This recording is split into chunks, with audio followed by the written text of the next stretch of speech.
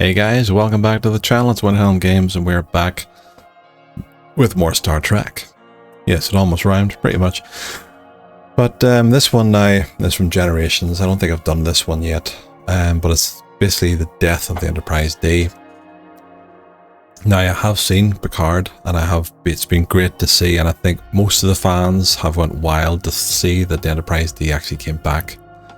It was brought out of its dry dock, I suppose, from the shipyards, the Fleet Museum, and was brought into service to help fight a battle once more before it was eventually retired again. But, you know, it's nice to know that they can keep some of them old ships there that are off the grid, disconnected, that can still be used every so often, even if it's only ceremonial, to kind of go over the history of the Federation. But anyway, I'm getting into too much of that. I would love to actually start I'm still doing my author books and stuff like that of my own series, sci-fi kind of fantasy novels. I would love to be able to do one of Star Trek. It would just be a matter of getting the permissions to do that, like a fan fiction type thing. Who knows? But anyway, let's get into this. Like and subscribe if you enjoy the content. Let's go. Finally. Commander, I'd like to run a level 3 diagnostic on the port plasma relays. They've remastered this one. It's quite good. Or it looks like it anyway. Looks a bit more crisp. Great actors. The one that played the sisters. Yeah. They were really good.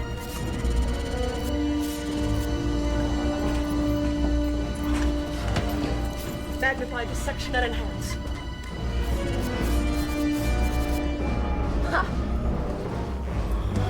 Their shields are operating on a modulation of 257.4. Adjust our torpedo frequency to match 257.4.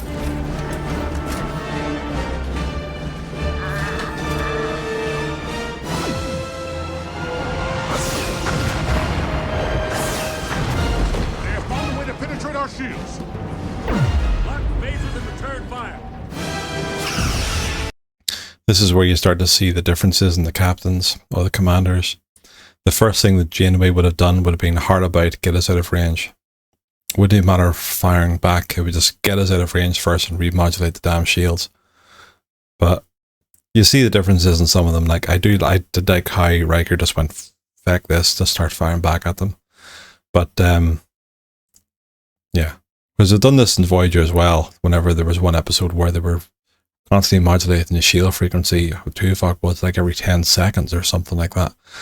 But they were obviously just, I can't remember I'm trying to think of who they were fighting at the time, but they were constantly changing with them. It was I think it was Equinox. Equinox episodes 1 and 2. The 2 episodes that done of that. Pretty sure it was that because they had the other doctor who was kind of keeping tabs on the constant shield modulation frequencies. And that's what it was. Good episode as well though. But yeah. Let's get back to it.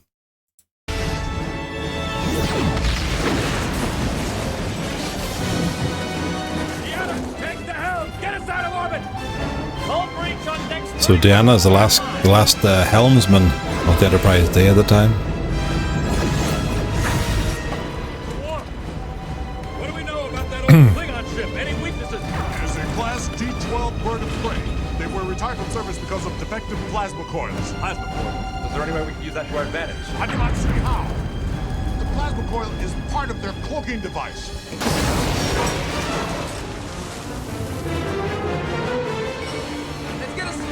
On that conduit. Reinforce that starboard interlock. We need to reroute main power through the secondary couple. Dinner. Would a defective plasma coil be susceptible to some sort of ionic pulse? Perhaps. Yes. Yes. If we sent a low-level ionic pulse, it might reset the coil and trigger the cloaking device. Excellent idea, sir. As their cloak begins to engage, their shields will drop. You'll have 2 seconds of vulnerability, Mr. Data. Lock on the plasma coil. No problem. Our shields are open. Fire at will. Fire at Will Riker. There is a threat of photon torpedoes. We have to hit them the instant they begin to float. We get one shot at this. Target their primary reactor.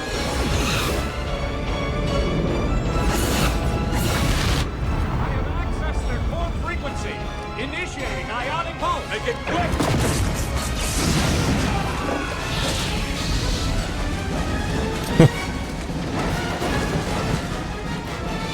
Target their bridge! Full disruptors! We are cloaking! What? Our shields are down!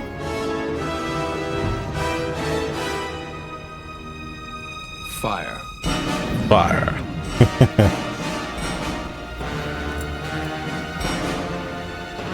Bye.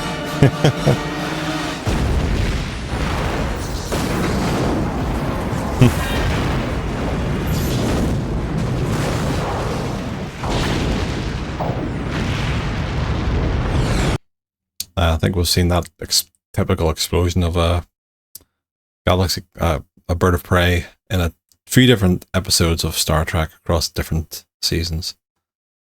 But yeah, they'll use the same technique, which is fair enough.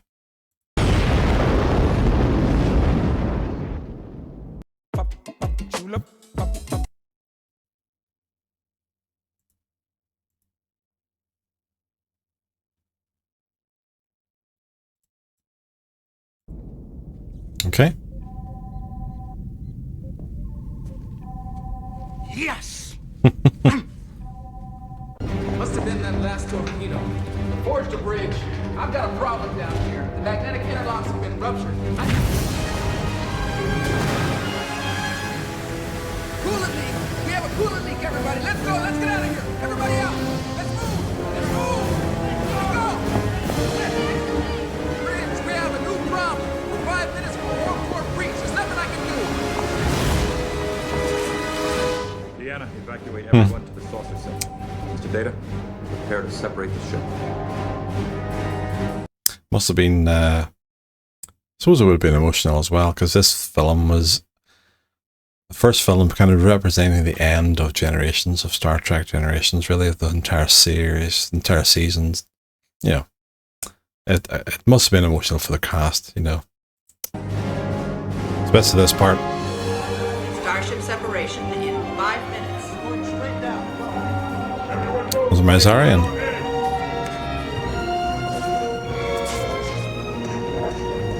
Starship separation in 4 minutes 45 seconds.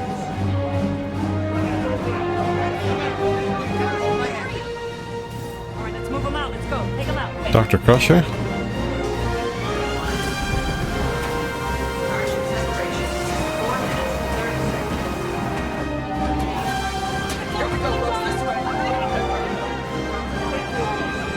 Starship separation in 4 minutes 15 seconds.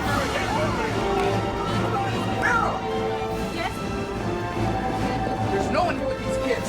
Let's get them to the Jeffrey Tube. I'll find their parents later. Oh, no. It's up to Teddy Bear. Separation in 4 minutes. Core breach is accelerating, Jordy. We've got to get out of here. That's it, Bridge. We're all out. 1 minute to warp core breach. Begin separation sequence.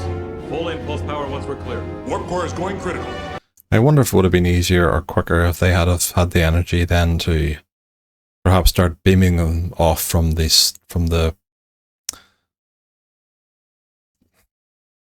I've lost track of my train of thought. They started beaming them from that part of the ship to the saucer section, from the aft section of the ship. I wonder if that would have been quicker. But I know it's just a film. It's more just for the intensity of the moment. It's just a thought.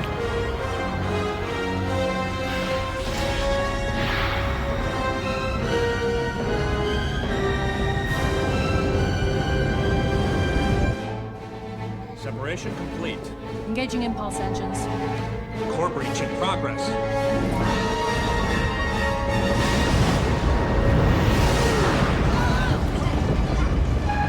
Primary stabilizers offline.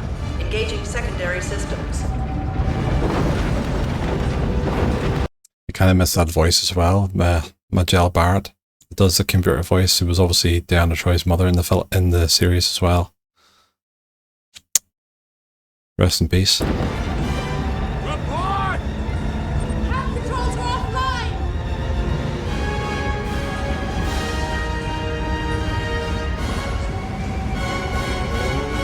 Shit. Right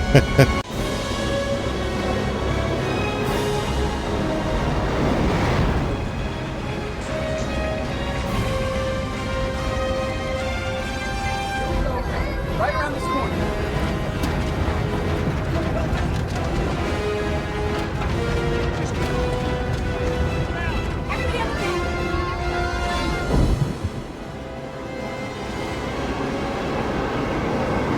I have rerouted auxiliary power to lateral thrusters. Attempting to level our descent. All hands, raise the red flag. That'll probably help a bit. Hold on, everybody. Hold on tight.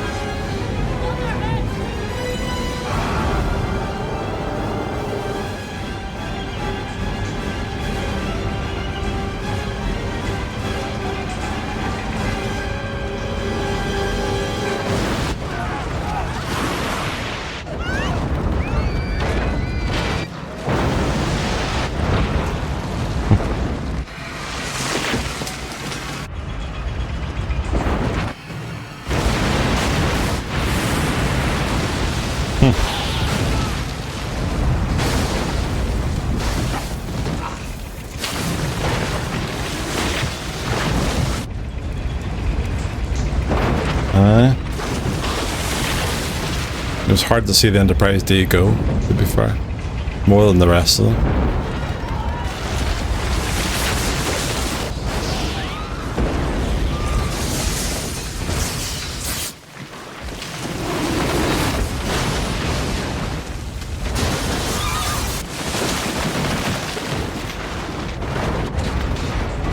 It's good there, you can see the Data was doing his best to protect Diana from the fallen beams. Otherwise she would have been killed.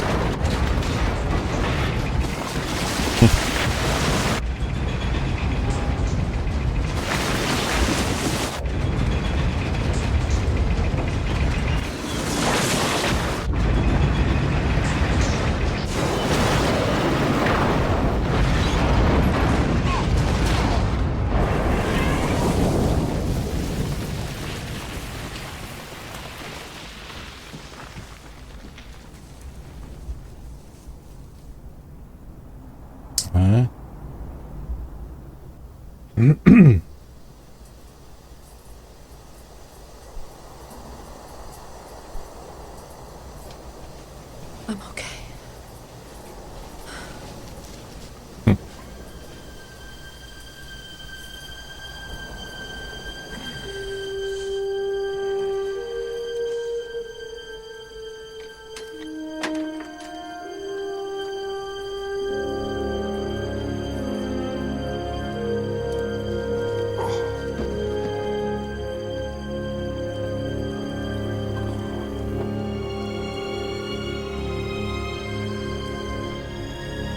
So it could have been worse, could have been raining. Like that. The destruction that was caused. That's pretty much it. But I remember watching this the first time as well and seeing it years ago. And the first thing I could think of as well was in destruction. They were looking for survivors, thinking, God, what about Spot, your Data's cat? I'm glad they actually included that at the end. It was like a wee reunited family then with Data and Spot, which was quite good. But I really enjoyed Generations as a film. I thought it was really good. But let me know what you think down below. What would have been your best film of the films of Star Trek Generations from this one onwards? I enjoyed them all in their own way, to be fair. I know people have had their issues with ones not there, but I think if you can take them for what they are, at least you can see they're enjoyable, you know. But I enjoyed them. But anyway, we'll leave it there. It's been long enough there. But thanks very much for watching, guys. Like and subscribe if you enjoy this type of content. If you've got to this point in the video, thank you very much for sticking around. It really means a lot to me. It really helps the analytics if you do like and subscribe to the channel. If you like this type of stuff as well, I'll always be into it. I always look at Star Trek and sci-fi in general. I'll try to get some more Babylon 5 done at some point this year. I've always said this all year, and I haven't had a chance to get back to it. I've got some on the channel already at the moment, so check them out. But I will get back to them. I promise you will. Take care, guys. See you in the next one. Bye.